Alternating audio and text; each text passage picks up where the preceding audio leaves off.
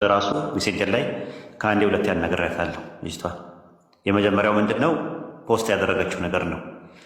መመለሱ ሳይሻለኝ አይቀርም ብላለች። በቪዲዮ ላሳይህ። አሁንም አለ እንትን ፖስቱ መመለሱ ሳይሻለኝ አይቀርም ብላ ፖስታ ከስር ሲሰድቧት ዲዮኒ ማኛ ነሽ ምናምን ነገር እያሉ ሲያብጠለጥሏትና ሲሰድቧት ያው ሰዎች ላኩልኝ እስቲ ይችን ልጅ አናግራት ብለውኝ በውስጥ መስመር ትመጣ ነበር ሜሴንጀር ላይ ደወልኩላት። ስደውልላት ምንድን ነው እስልምና ላይ ጥያቄ ያለሽ ወይ አልኳት። በትህትና ነው የጠየኳት። እስልምና ላይ ጥያቄ ያለሽ ስላት አይ የለኝም አለች። ኦኬ ምንድን ነው የተፈጠረው ነገር አልኳት። ምን ተፈጠረ አለች።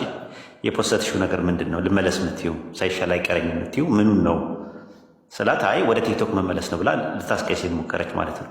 አይ ቲክቶክ ላይማ አለሽ አይቼሻለሁ እና ችግር ካለብሽ እንደዚህ የሆነ ጥያቄ ምናምን ነገር ካለብሽ ንገሪኝ ማለት ነው። እና ከሰርም ደግሞ ኧረ ምናምን እያልሽ ስትቀደጅባቸው ነበር። ዮኒ ማኛ ነሽ ድሮ ምናቀሻለን ልሰልይ ነው የምትበጭው ምናምን ብዙ ነገሮችን ሲሏት ከስር ሪፕላይ ታደርጋለች እያሾፈችባቸው እያላገጠችባቸው። ያ ነገር ልክ አይደለም አልኳት። መጨረሻ ላይ ፖስቱን በከቻልሽ ማለት ነው አጥፊውና ወንድሞቼ እኔ ወደ ቲክቶክ ለመመለስ ነው መመለስ የፈለግኩት እንጂ እንትን ለማለት ፈልጌ አይደለም ብለሽ ፖስተሽ ፖስቱን አጥፊው አልኳት። ፖስቱን አላጠፋችው ይቅርታ ማጠየቀችው። ከዛ በኋላ ምንድን ነው ያደረገችው? በስንተኛው ጊዜ ቤት ከፈተች። ከዛ በኋላ አላህና መልእክተኛው ሌላ ቦታ የሚሳደቡ ሰዎች አስገብታ አድሚን አድርጋ ሙስሊሞችን ከአድሚን ውጭ ያወጥታ አድሚንነት አንስታባቸው ሙስሊሞችን አደረገች የሚል ነገር ሰማው። አሁንም ድጋሚ ለማናገር ሞከርኩኝ ማለት ነው። ሳናገራት ምንድን ያለችው ሲሳደብ ተሰምቼው አላውቅም ጨዋ ነው ብላ ተከራከረች። ልጆቹም ማለት ነው እነዛ የሚባሉ ልጆችን አላህና መልእክተኛው ሌላ ቦታ የሚሳደቡ ናቸው። እኔ አልሰማውም፣ እኔ ቤት ሲመጡ አይሳደቡም፣ አይመለከተኝም አለች። ሌላ ቦታ የሚደረገው ከዛ ንጽጽር ከምታነጻጽሪ ለምን አትማሪም ብዬ ስላት እድሉን ስሰጣት ፈቃደኛ አይደለችም። ራሱ እኔ ቁርአን አነካውም፣ ቁርአን እስካነካው ድረስ ማወራው ባይብል ነው። ጥያቄ ያለኝ ጥያቄ ጠይቃለሁ። እንደዛ ብላ ነው የመለሰችልኝ ማለት ነው። ከዛ በኋላ ነው የመጨረሻውን የተነጋገርነው ነገር ምንድነው ሌላ ቦታ ገብታ ካፊሮች ቤት ገብታ ሀዲስ ላይ ሲጠይቁ መልስ የላቸውም ያለችበት አለ። ላሰማችሁ እችላለሁ ከፈለከው ማለት ነው። ላሰማችሁ እችላለሁ። ሀዲስ ላይ ሲጠይቁ ሙስሊሞች ጸጥ ነው የሚለው። እዛ ካፊሮች ቤት ገብታ ልጅቷ ሰዓዳ የምትባለዋ ልጅ ስታንቀጠቅጣት ሁላ ነበር። ሰው ሲወለድ ሙስሊም ነው ስትል ባይብል ላይ ቃል ላሳይ እሱ ያንቺ እምነት ነው ስትላት ሁላ ነበረ።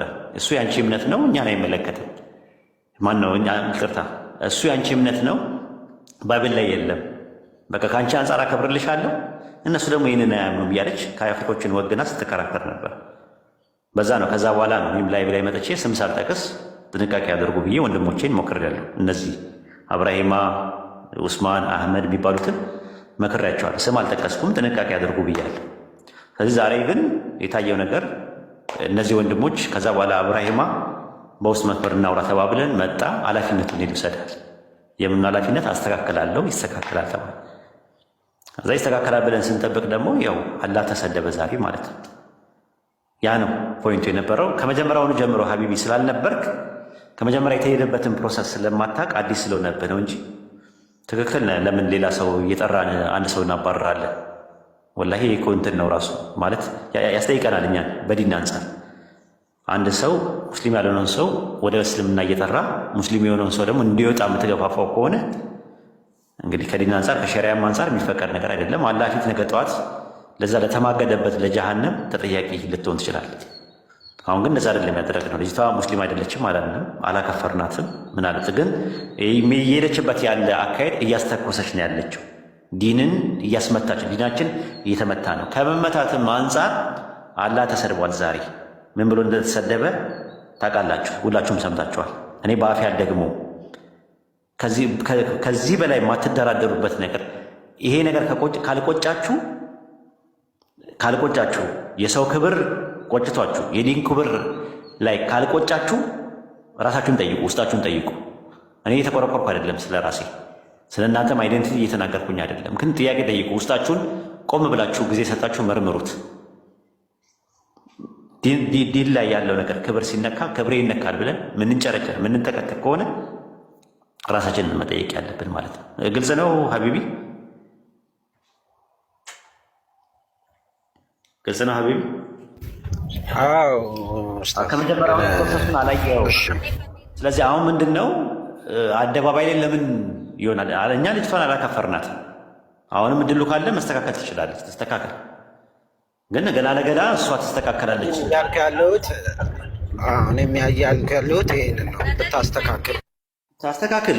ግን በቃ እንደዚህ ቤቷ ከፍታ ግን እንትን የምትለው ነገር ከዚህ በኋላ አይኖርም ነው።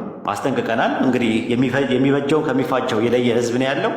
ህፃን ልጅ የለም፣ ሹሩሩ ምንለው ህፃን ልጅ የለም። ሁሉም ሰው አስተውሎና በአጽኖትና በአንክሮት ጥንቃቄ ማድረግ ነው። እንደ ኡማው አደባባይ ላይ የተሰራውን ስህተት አደባባይ ላይ ግልጽ አድርጎ ማስቀመጥ ጥሩ ነው።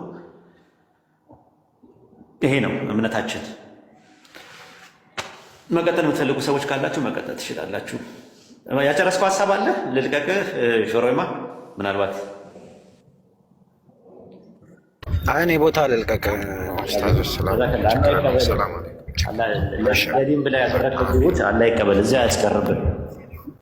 ባይብል ላይ ብትፈልጊ ብትፈትሽ እንደፈለግሽ ከዮሐንስ ራእይ እስከ ኦሪት ዘፍጥረት ከኦሪት ዘፍጥረት እስከ ዮሐንስ ራእይ ብትገረርቢው አብ ወልድ መንፈስ ቅዱስ አንድ አምላክ የሚል አንድም ቦታ የለም። ባይሆን ያለው ምን መሰለሽ? ኢየሱስ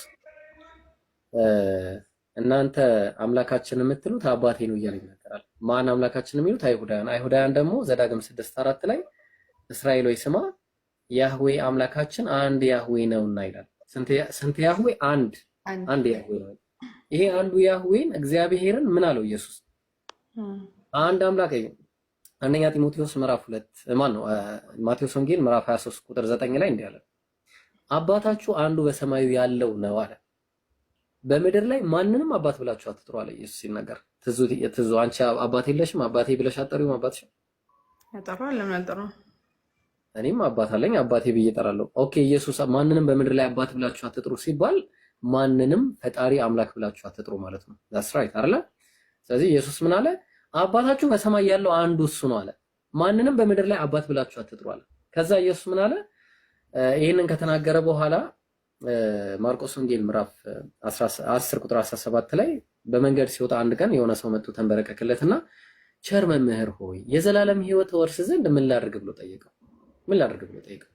ከዛ ኢየሱስ ምን አለው? ስለምን ቸር ትለኛለህ? መልሱን ከመመለስ ይልቅ እርማት ሰጠው መጀመሪያ። ምክንያቱም ከትእዛዛት ሁሉ ፊተኛይቱ ትእዛዝ አለች፣ እሱን ጣሰ። ምን አለ? ስለምን ቸር ትለኛለህ? ቸር ከአንዱ ከአምላክ በቀር ማንም የለም ማለት ነው። ከአንዱ ከአምላክ በቀር የአንዱ አምላክ ቅድም በሰማይ ያለው አባታችሁ ያለው ነው። ለዛ ነው ኢየሱስ ምን አለ?